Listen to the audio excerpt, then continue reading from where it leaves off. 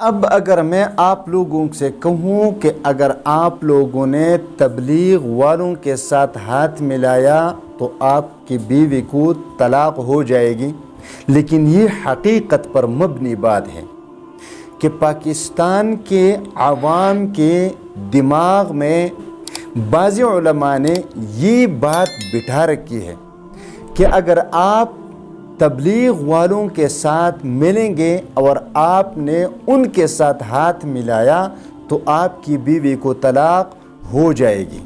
اور یہ میں کوئی سنی سنائی بات نہیں بتا رہا، بلکہ یہ میں وہی بات بتا رہا ہوں جو میرے ساتھ یہ واقعہ پیش آیا ہے۔ دیکھیے، ہم گئے تھے ملتان، ہم گشت پر نکلے، لوگوں کے ساتھ ہاتھ ملایا۔ ایک شخص ہمیں ایسا ملا کہ وہ ڈائریکٹ دیکھتے ہی اٹھ کر چلے گئے۔ اب ہم نے پاس کھڑے آدمی سے پوچھا، بھائی ہمیں دیکھتے ہی یہ بھائی دوڑ کیوں پڑا؟ ہمارے ساتھ ہاتھ کیوں نہیں ملایا؟ ہماری بات کیوں نہیں سنی؟ تو اس بھائی نے ہمیں بتایا کہ ان لوگوں کے دماغ میں یہ بات بیٹھی ہوئی ہے کہ اگر آپ نے تبلیغ والوں کے ساتھ ہاتھ ملایا تو آپ کی بیوی کو طلاق ہو جائے گی۔ اب کمال کی بات یہ ہے کہ ان لوگوں کے دماغ میں یہ بات بٹھائی کس نے ہے؟ یہ بات ان لوگوں نے بٹھائی ہے جو منبر رسول پر بیٹھ کر واعظین ہیں، مبلغین ہیں۔ وہ لوگ اپنے عوام کے دماغ میں ایسی باتیں بٹھاتے ہیں کہ آپ سن کر حیران رہ جائیں گے۔ اب ساہیوال میں تشکیل ہو گئی تو وہاں پر ہم لوگوں کو دعوت دے رہے ہیں، یقین کرے کوئی بات سننے کے لیے تیار نہیں۔ آخر ہم عصر کے بعد کھیتوں کی طرف گشت پر نکلے، وہاں پر ایک آدمی کھڑا تھا۔ میں نے اپنے امیر صاحب سے کہا، چلیے اس سے بات کرتے ہیں، شاید یہ ہماری بات سن لے۔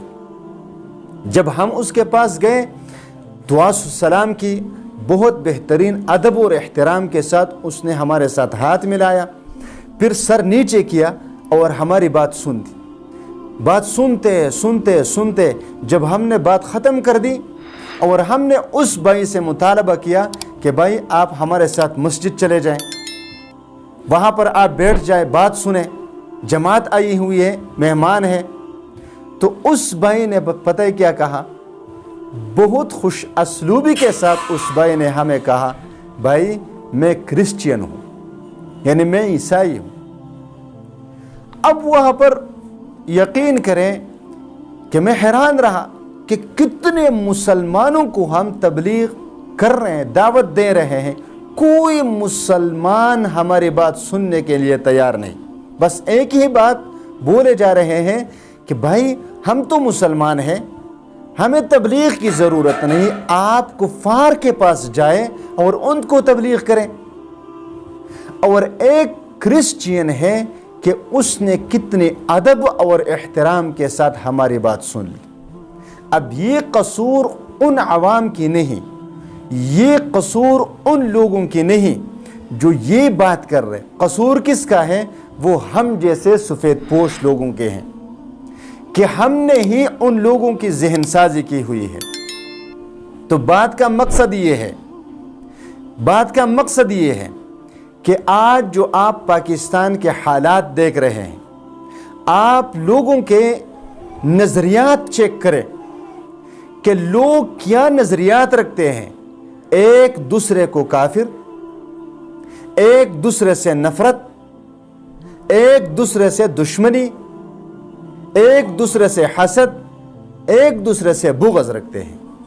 اور آپ یہ جان لیں گے کہ اس میں ہمارے علماء، سیاستدان سب کے سب برابر کے شریک ہیں۔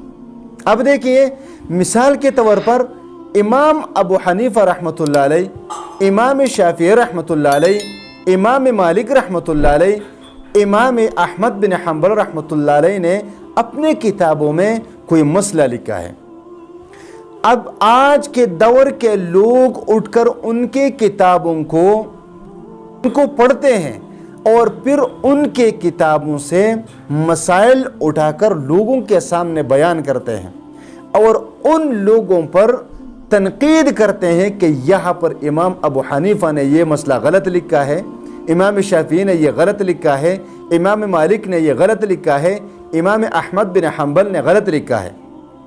اب آپ مجھے بتائیں کہ اس کا مقصد کیا ہے اور اس کا مطلب کیا ہے کہ 1400 سال پہلے گزرے ہوئے صالحین علماء جن کو صحابہ کرام اور تابعین کی صحبت ملی ہے، ان کی علم ناقص تھی اور آپ کا علم کامل ہے، یعنی آپ اپنے قابلیت کو ان کے قابلیت کے اوپر کر رہے ہو کہ ہم قرآن کو سمجھتے ہیں، ہم حدیث کو سمجھتے ہیں اور وہ لوگ قرآن اور حدیث کو نہیں سمجھتے، اور رسول اللہ صلی اللہ علیہ وسلم کے امت میں تفریق پیدا کرنا چاہتے ہوں۔